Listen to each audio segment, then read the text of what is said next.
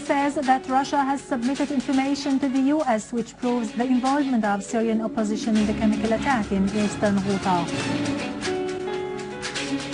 One Iraqi woman was killed following the explosion of a mortar shell launched by terrorists on the Iraqi Consulate in Damascus. 23 Iraqis were killed and dozens injured following a series of explosions in the capital, Baghdad.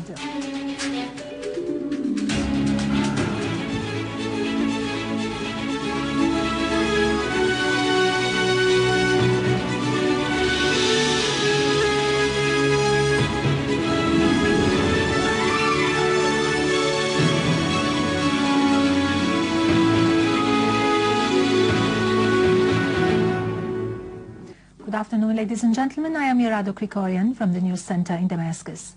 Syria's permanent representative to the UN, Dr. Bashar Al-Jaafari, has referred to the attempts of some states to focus during the General Assembly session and the talk about Syria, Iran and the chemical weapons file instead of pushing forward the peace process and driving all parties towards Geneva II.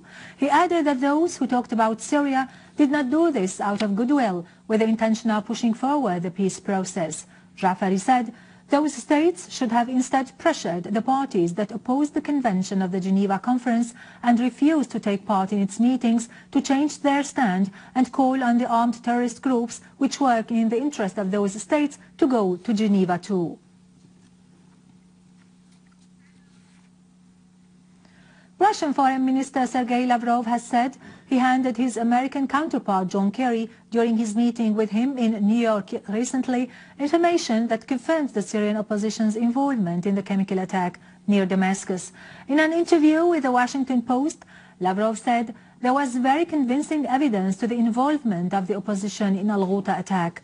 Lavrov affirmed that an international resolution at the Security Council on the Syrian chemical weapons should be based on the Geneva Agreement and that he agreed with Kerry on adherence to such understanding.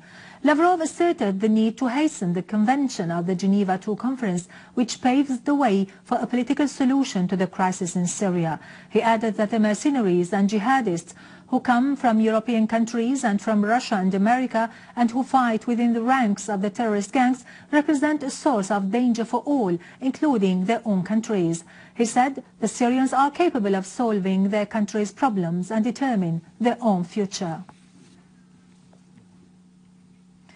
The Russian Foreign Ministry has affirmed Russia's opposition to the attempts of some NATO countries to repeat the Libyan scenario in Syria. Russian Deputy Foreign Minister Sergei Ryabkov said during a conversation among experts held on the sideline of the International Exhibition of Weapons and Military Equipment that some NATO countries violate the principles set by the United Nations Security Council in an attempt to repeat the Libyan scenario, adding that Russia opposes such acts on the international arena.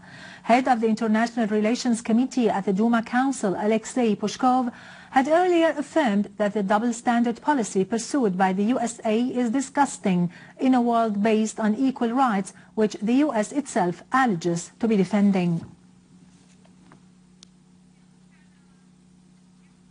Speaker of Iran's Shura Council, Ali Larijani, has called on regional and international parties that support terrorism in Syria to correct their strategic mistakes and stop backing terrorist takfiri groups which threaten the region's security and stability. Larijani stressed the need to utterly turn the page of threats of launching an aggression and war by the United States and the West against Syria and exert efforts to support Syria to restore security and stability. Larijani reiterated Iran's government's constant support to Syria in the various political and economic fields for enhancing the resilience of its people in the face of the flagrant terrorist war for more than 2.5 years.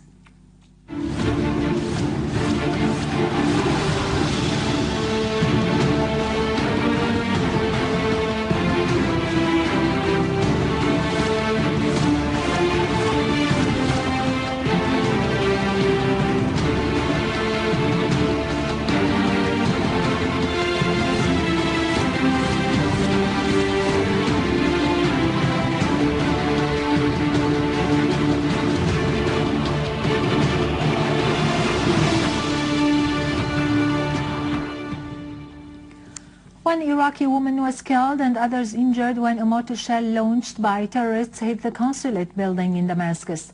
An Iraqi Consulate source said that the shell fell on the visitors section, killing a woman and wounding 3, in addition to inflicting material damages. In Daraa, the army seized a terrorist car carrying large quantities of weapons and ammunition in the Mhajja village, including 4 Israeli Lao missiles, 36 mortar shells and various kinds of ammunition. The army also destroyed terrorist hideouts in Nawa, Int'l, Al-Naima, Atman, Udwan, Al-Zarura, Ain al-Basha, Al-Hayran and Ghadir al-Bustan, killing and injuring a large number of armed men. The army also pursued a terrorist gang that tried to attack the customs ancient checkpoint, eliminating most of them, including Fadlallah al-Masalme, Iskandar Salibi, Farzat Qtaifan and Abdurrahman Abdullah Hamoudeh. In Aleppo suburbs, a large number of terrorists were killed or wounded in the villages of Qabtan al-Jabal, Al-Mansoura, Jdeide, Queres and Rasm al-Abboud. The army also eliminated terrorist gatherings north of Hmeime, south of Abu Jabbar in the western suburbs, as well as north of Al-Nayrab, Khan al-Asal, the surroundings of the central prison and Al-Kindi hospital, Azzan, Al-Zibdiye, Bianon, Sheikh Saeed, Hayyan and Zahrat al-Shurfa, east of Khan Tuman. Another army unit killed the members of a terrorist group and destroyed their weapons and equipment in Azeze, Kafarkar and Al-Muntar villages.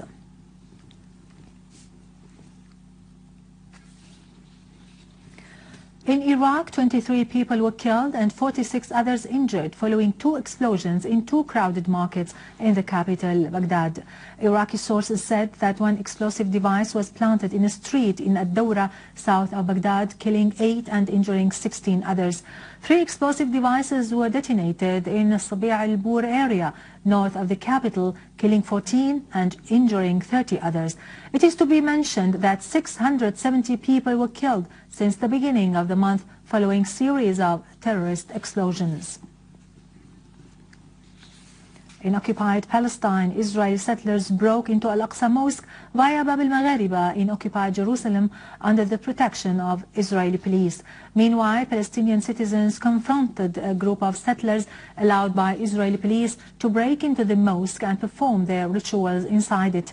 Israeli occupation forces conducted arrest and incursion campaigns during which dozens of Palestinians were arrested in Hebron and Beit Lahem in the West Bank. Now to latest business and market news, but after a short break, stay tuned.